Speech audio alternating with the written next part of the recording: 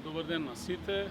Еве во пресрет на националниот празник 8 септември, денеска заедно со командирот на противпожарната станица во Куманово извршивме смотра на нашите пожарникари и воедно да ја видиме и опремата која што беше набавена од страна на општината со собствени средства, вкупно 33 униформи или комплети за гасење на пожар на отворен простор, со што ја доопремивме нашата противпожарна бригада која што имаме во Куманово и секако посакувам истата да ја користат што помалку, да имаат што помал број на интервенција, воедно да ја искористам оваа прилика и да им посакам успех, здравје во понатамошното нивно функционирање. Оваа опрема чини некаде околу 1.300.000 денари, беше издвоена со одлука на Совет на општина Куманово.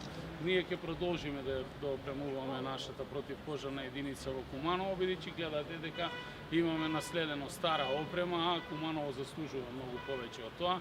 Оваа година исто така успеаме да обезбедиме едно теренско возило за нашата противпожарна единица, а минатата година некаде набавивме зимски професионални униформи во износ од 30 милиони денари.